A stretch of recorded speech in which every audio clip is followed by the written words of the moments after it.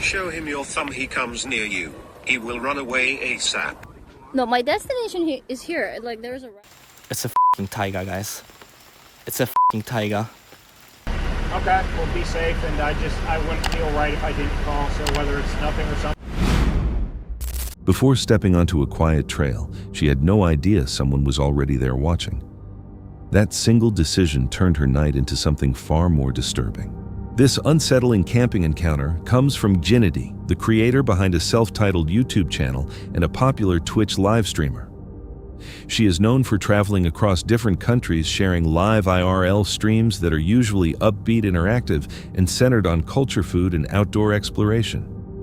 Her content is typically relaxed, with viewers joining her experiences in real time, which made this situation stand out even more. On May 6, 2023, while streaming live in Taiwan, one of her outdoor trips took an unexpected turn. Ginny accepted a viewer challenge involving backpacking and hiking through scenic terrain, something she had done many times before without problems. The hike started normally surrounded by quiet trails and nature, but as she moved deeper into the area, small details began to feel unusual.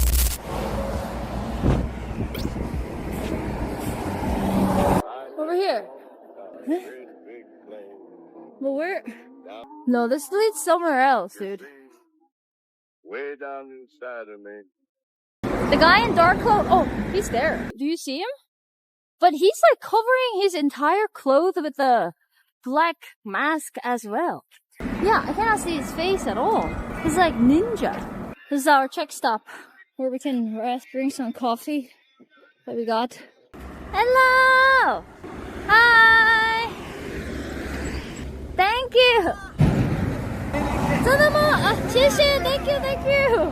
Hey, it's a pretty cool. Pretty cool one! Nice to meet you! Yeah!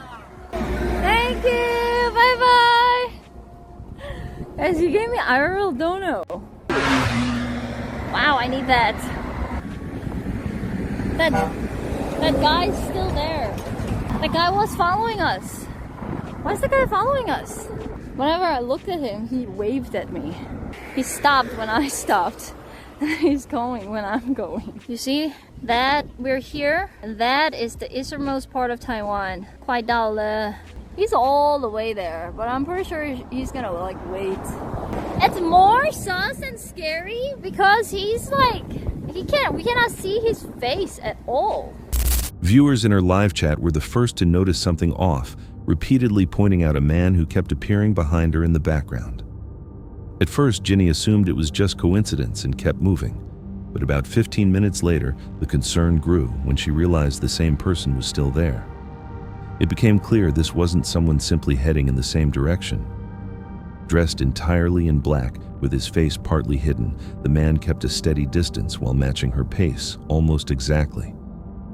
When she slowed down, he slowed down. When she picked up speed, he followed, never getting closer, yet never falling behind. As time passed, the tension increased. The man briefly disappeared, giving her a sense of relief, but that quickly faded when he reappeared nearby, still watching. Look, he's just there.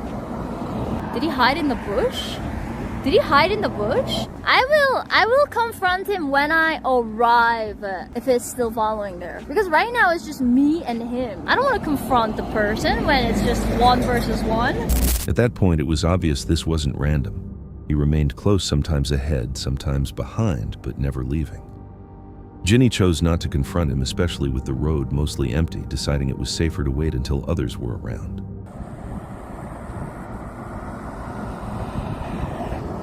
It's over there. Dial 110 and call the police. Well, is that like appropriate moment to call 110? Because he has been following, yes. But he hasn't done anything. He did. He got up. Dude. Why is it coming closer to me? Show him your thumb, he comes near you. He will run away ASAP. He's obviously a sick dude trying to steal the show for attention. Hopefully that is the worst of his motives. Don't let him out of your sight, but stay far from him. Cross the road if you have to. Hours passed and the man continued following. Instead of heading toward her planned destination, Ginny stayed on the main road, knowing that going deeper into a remote area would leave her exposed. Being in a foreign country added to the stress. She avoided returning to her lodging, concerned he might learn where she was staying. Keeping the live stream active, she stayed connected with viewers for reassurance. Many suggested calling the police, but she hesitated, unsure about the situation and local rules. The man's behavior became more unsettling. What is he doing? Looks like he's like collecting something. Oh, there's a police officer. I think someone called police. Go tell the cop. Do I go tell the cop? Okay, let me ask. Alright. Okay. Thank you. Stop following. Can you tell him stop following me? Yeah. Thank you. No, my destination is here. Like, there's a restaurant that I plan to go. So I asked police officer to tell him to stop following me. Police officer is asking him to show his face. I guess we can leave, right? At times, he disappeared into the brush only to return moments later. Other times, he picked up random objects or stood around without purpose. Nothing about his presence felt normal. For nearly 4 continuous hours, he followed her in silence, never speaking and never offering any explanation. Eventually, Ginny noticed a police officer nearby after one of her viewers contacted authorities. The officer began looking into the situation, but Ginny didn't stay to see what happened next. She left immediately, asking that the man be told not to follow her again. Later updates indicated that when police approached him, he became aggressive and was taken to the hospital with reports confirming he had serious mental health issues. Ginny left unharmed, but the experience stayed with her. There was a news. So apparently police said, he got aggressive when police officers were investigating him. He went to hospital. It was on TV news. I think he had like a little bit of mental problem. But anyway, yeah, he's gonna get all the help he needs in the hospital. She relied on her instincts, remained in visible areas, and avoided direct confrontation choices that likely prevented the situation from getting worse. In a situation like this, would you wait it out or take action sooner? Klaus is known for live streaming deep wilderness explorations while documenting rare and unpredictable wildlife encounters. On September 7, 2025, he set out on a challenge to identify more than 100 animal species in a single continuous stream, heading alone into a dense and unfamiliar forest. He didn't realize that one of those species would become something far more dangerous than expected. It looks so bad while it's moving. Eyes. Oh no. Oh my gosh, guys, there is something big. Oh my gosh. Oh no. My heart, guys, right now. It's over. What the Okay. I don't know shall I stay loud or not, guys? I don't know if you see what you see. Definitely eyes, guys.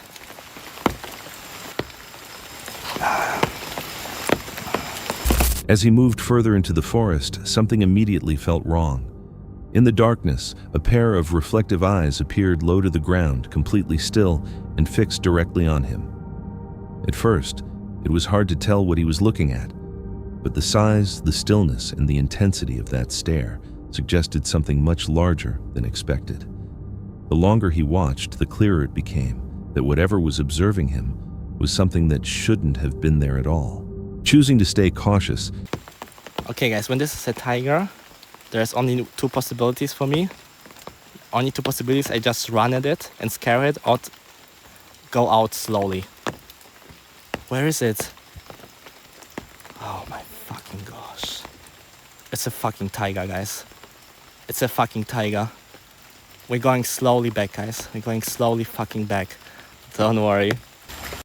Shaking right now. I have to go backwards the whole way now. There are only 2 possibilities. I run at this thing and scream and stuff, or I just walk slowly backwards. Is it gone? So just that you know, guys, you never turn your back to a tiger, because only then he will come closer. He knows I'm looking at him, and this light, I have quite a strong headlamp. Like even when he would look at me, he would not see me right now. This is the full mode of this headlamp. Even when he will look at me, he will not see me. He slowly stepped backward, keeping his focus on the tiger the entire time. Every movement was controlled and each step was measured. He understood that turning his back even briefly could trigger a chase. The tiger didn't attack, but it also didn't move away. It stayed in place, watching, aware, patient, and unpredictable. I mean, we go again to the other side, okay? I mean, let's leave this part of the forest. Okay, guys, species number 80. I mean, it was an animal, right? Whatever it was. So, the next forest, guys, where I will never go again. I mean, this side, never. After gaining enough distance, Klaus decided to leave the area completely. What he had encountered wasn't something to follow or continue recording, but something to avoid. Even as he moved away, the uncertainty didn't fade. Encounters like this show how quickly a normal outdoor trip can turn into a life-threatening situation without warning.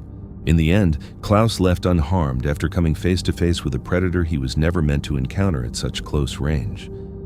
But was it luck or something else that allowed him to walk away safely? If you were there, would you know what to do? It was early November along the quiet banks of the Allegheny River in Pennsylvania. Sam, the creator behind the Northwest Wind, a channel known for stealth camping, fishing, and outdoor adventures, arrived to spend the night on a small riverside property he was thinking about buying. His plan was simple: sleep in his truck-cooked dinner and decide if the place felt right. But as daylight faded, the stillness of the river began to feel unusually heavy. As evening set in, Sam prepared a small camp beside his truck. He made dinner using an air fryer powered by his portable generator, the low hum blending with the gentle sound of the river below.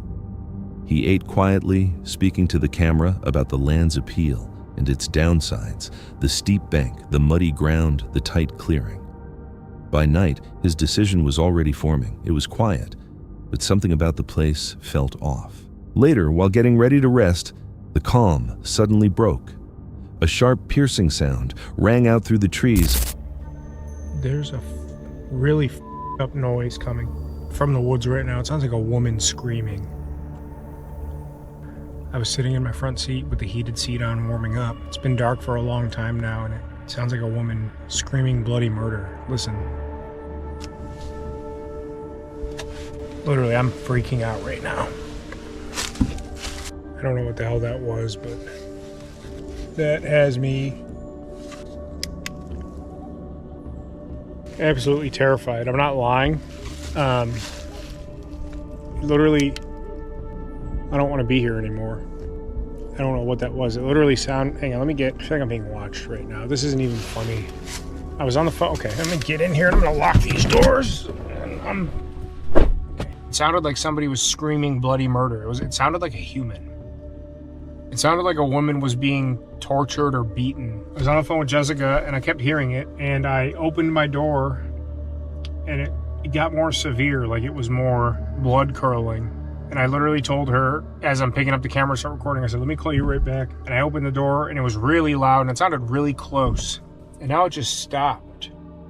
As soon as I got out there and started filming, I had my flashlight. As soon as I started talking, it stopped. Shh.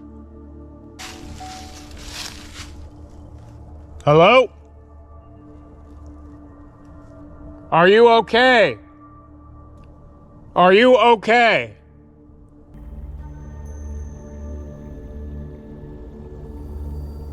Hello?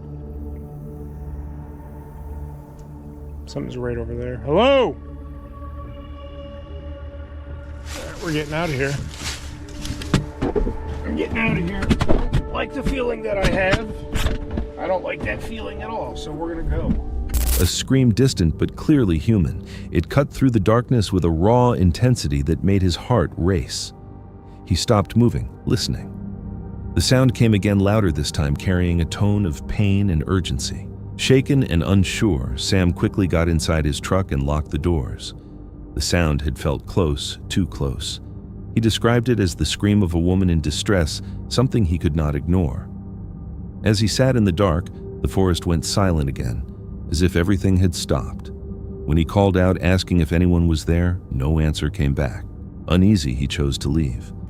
I'm telling you, sounded like an adult woman, an older woman, screaming bloody murder, blood curdling, like severe pain, or like they were dying. That's the way I felt. I heard noise through my windows being shut on the truck. I heard noises, and it was like intermittent every 10 to 15 seconds, like a 2 or 3 seconds.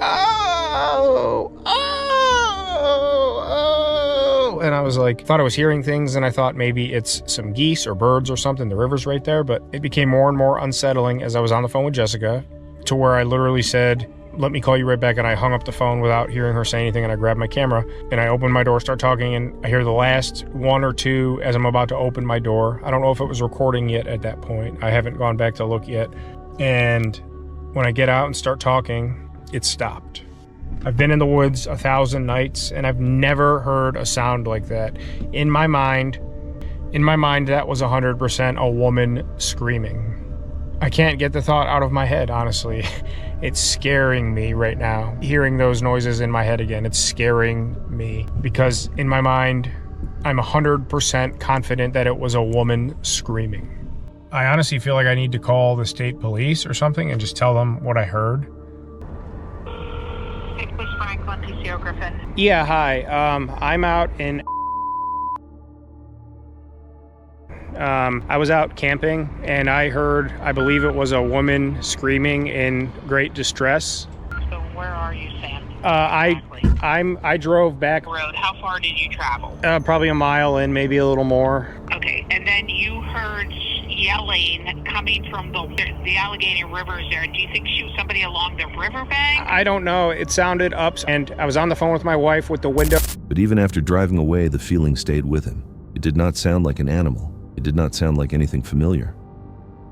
Eventually, he pulled over, called 911, and reported what he had heard. Soon after police arrived, their lights flashing across the trees as they searched a nearby cabin and the surrounding woods. I'm just gonna stay here with my light. Ready to go. I'm checking out this cabin, and it's making me extremely nervous.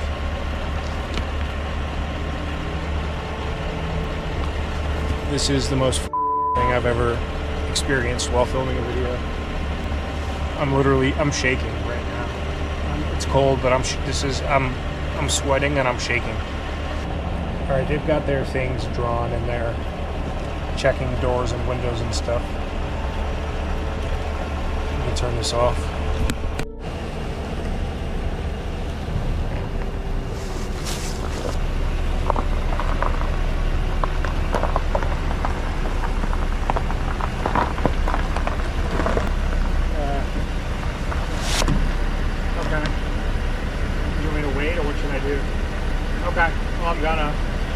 Okay, well, be safe, and I wouldn't feel right if I didn't call, so whether it's nothing or something, be safe, and I just, thanks, brother, have a good night, be safe.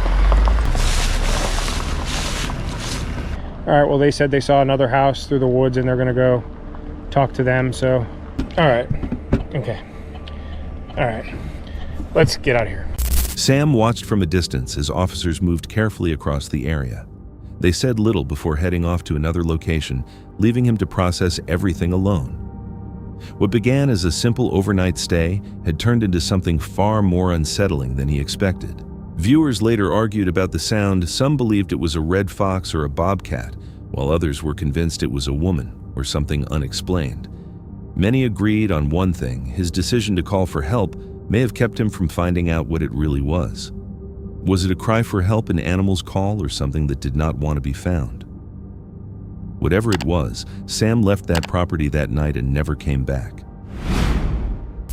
On November 2nd, 2025, paranormal investigator Jose Flores, creator of the YouTube channel Jose Flores Terror, traveled deep into a forest locals call El Bosque de las Brujas, the Forest of the Witches.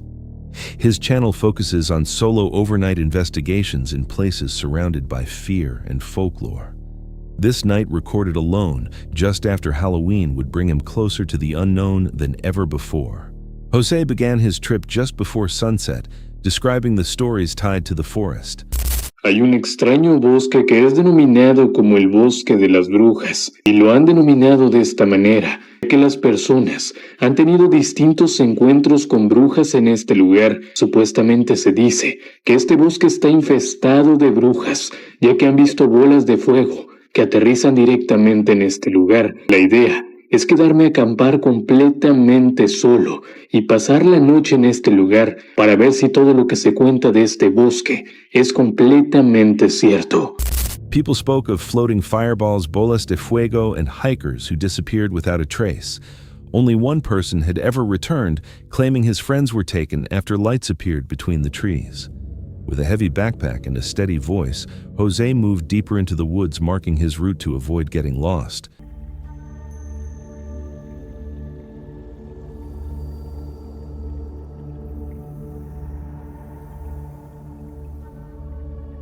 Después de ya un buen rato ya terminé de armar la casa de campaña. Yo creo que está bastante amplio este lugar y ahorita voy a meter todas las cosas adentro. La idea pues es permanecer dentro de la casa de campaña todas estas horas y conforme vaya avanzando el tiempo pues ir a dar recorridos a través del bosque tratando de no perderme, pero caminar entre medio del bosque para ver. Los juro que acabo de escuchar como si alguien hubiera silbado en la parte de atrás. No sé si se captó ahí en cámara, pero yo escuché como un silbido. Voy a abrir la casa de campaña, voy a meter las cosas. Está complicado únicamente utilizar una mano para hacer las cosas, pero pues bueno, ahorita termino de abrir la casa de campaña y pues bueno, ya voy a comenzar ahora sí instalarme adentro ya. As he looked for a place to camp, the forest responded with faint footsteps. They came from behind, quiet at first, then closer enough to make him stop speaking. After choosing a clearing and setting up his tent, another sound broke the silence, a low whistle twice from somewhere in the darkness. Inside the tent, Jose checked his gear, noting the time 9:11 p.m. on Halloween night. The details seemed to change the atmosphere. There was no phone signal, and the night stayed still except for the wind brushing against the fabric. Por más que intentaba estar tranquilo dentro de la casa de campaña, se escuchaban continuamente pasos y ruidos extraños que aparentemente daban a indicar que alguien más estaba conmigo o que algo extraño me estaba acechando esa noche. Acabo de salir ahorita porque de nuevo se están escuchando pasos.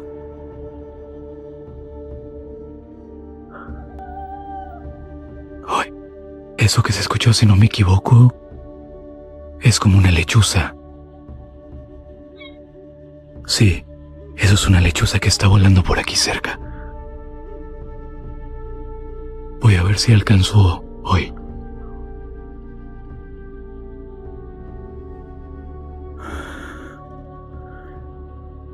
Mucha gente que no cree que este tipo de animales tenga que estar relacionado con las brujas, pero es extraño.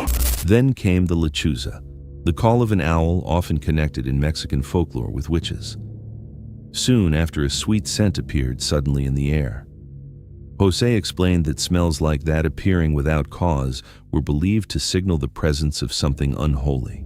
He heard faint moaning followed by the sound of fast footsteps moving around his tent. The fabric shook hard from the outside. His breathing became uneven, his words cut off. Then, through the mesh, a pale face appeared, white, unmoving, and staring. Oy, oy, oy. ¿Quién eres?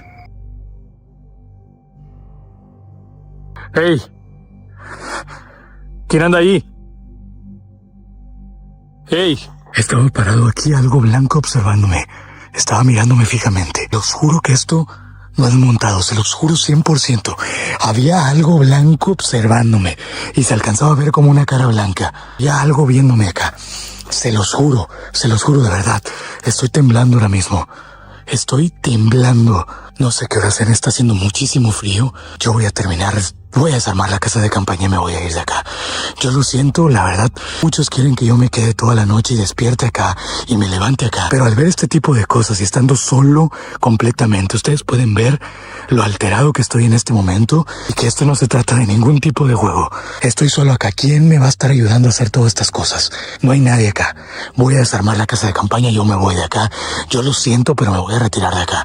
Yo estoy solo solo acá, me estoy arriesgando 100%. Yo no puedo permitir que haya alguna persona que esté por acá acechándome, que haya alguien cerca de mí, no sé qué sea, pero me voy a retirar de acá.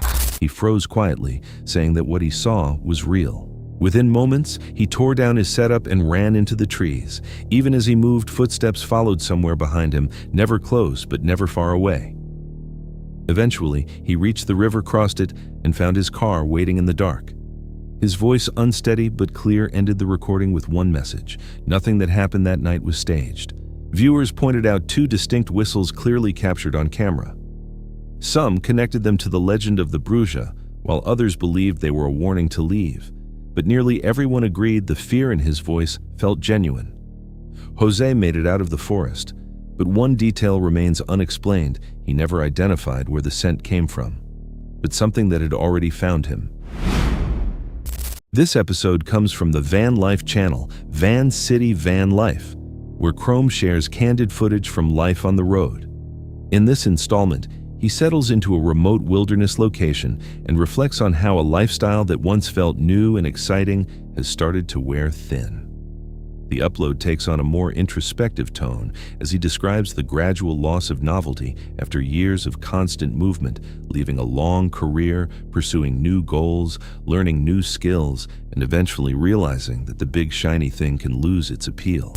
I've made a lot of changes over the last 10 years of my life. Like, I hung up my DJ headphones after a 23-year nightclub career seeking the next big shiny thing. Then I quit my day job and moved into my van thinking that's the next big shiny thing. And then I learned how to video edit thinking that was going to be the next big shiny thing. And then I started a YouTube channel and then it was the next big shiny thing. I've chased big shiny things my whole life. And now here I am, living in that big shiny dream of mine, and it's not so shiny anymore.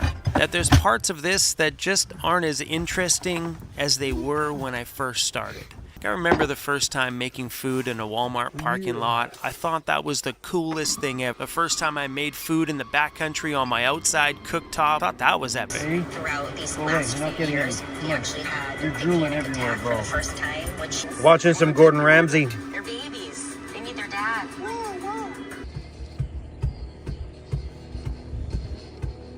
The day passes quietly and peacefully, almost unnaturally, so with little interrupting the calm until after sunset. Lying inside his van, Chrome becomes aware of a strange sound coming from above. At first, it feels like a minor curiosity, but the noise repeats louder, sharper, and much closer. He steps outside and looks up. What is that noise?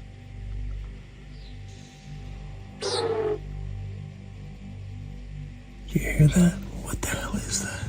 Seriously, what the hell is that?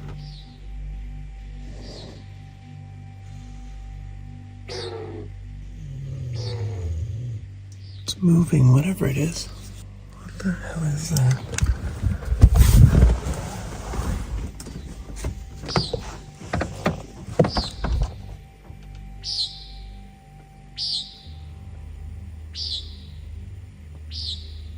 What he sees are groups of large, fast-moving birds diving in tight, coordinated bursts. Each drop toward the tree line is followed by a sharp, metallic screech, an unusual, unsettling sound that is clearly captured on camera. At first, he considers whether the sounds could be coming from bats, but the visible wing shapes against the dim sky confirm they are larger birds of prey, possibly hawks or falcons engaged in rapid, synchronized dives. Alright, I just seen the birds that are making that noise. Maybe we can catch them on camera. First I thought they might have been bats, but no, they're actually like a bigger bird. There's one right there. Let's see if we can get one close to us here. See the speck there? It's one of the birds that are making all that noise. It's a decent sized bird. Yeah, and then when they dive bomb, I'm guessing to eat insects is when they make that noise. Yeah, you guys probably can't see that on camera. Chrome later suggests that the sound may come from air pressure created during these high-speed movements. While that explanation fits within a natural cause, it does little to ease the discomfort of the experience. Alone in his van beneath the forest canopy, the sudden piercing noise from above turns the quiet into something far more unsettling. Viewers are divided in their responses.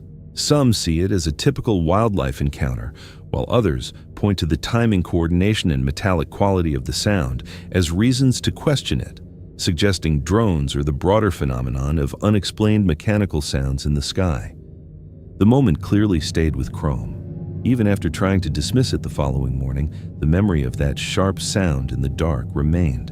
There are reasonable natural explanations. Large birds diving to hunt can create unusual sounds caused by pressure changes in wing movement. Still, the level of coordination and the metallic tone leave space for other interpretations, including man-made devices or sounds amplified by isolation and fatigue. Would you see this as rare bird behavior, or does the sound and pattern lead you towards something more unusual?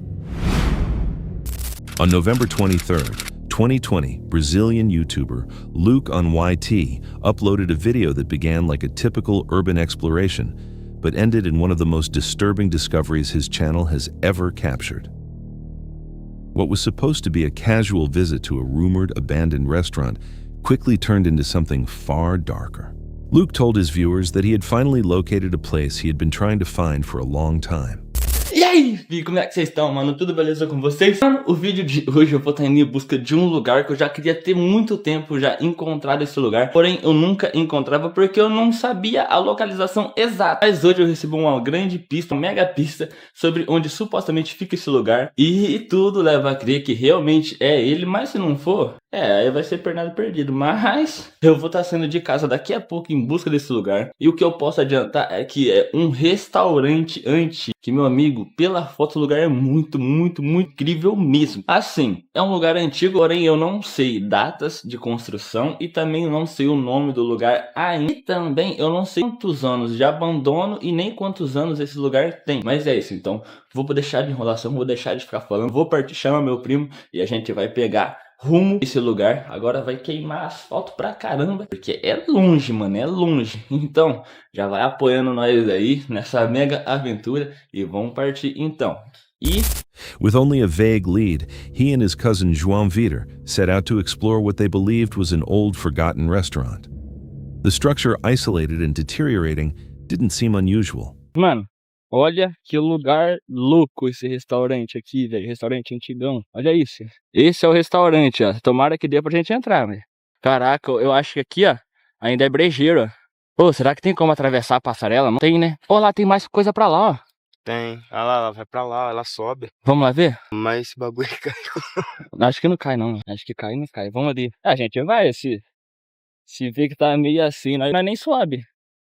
Vai aqui, maluco. Eu só tô com medo das bikes, hein? Doidão. Como é que desce ali, ó? Aqui, ó, tudo quebrado, queimado, ó. Ah, nós vai ter que descer aqui, ó, pra ir lá. Caraca, velho. Cuidado cair, hein, filho. Tô filmando você. Se você cair, é vídeo cacetada. Vai ficar paraplégico. É, que é brejeiro mesmo. É brejo, né? Mas dá pra tentar atravessar ali no mato, viu? Mas olha lá o final, ó. Ô, Luca. Que? Ali sai no muro atrás do outro restaurante. É mesmo? Broken tiles, collapsed walkways, and scattered bottles pointed only to years of neglect. Moving through flooded sections and unstable floors, they carefully made their way deeper inside. At first, it appeared to be just another abandoned building, but as they moved through the back rooms, they began to notice troubling signs. Tô com medo de cobra aqui, ó.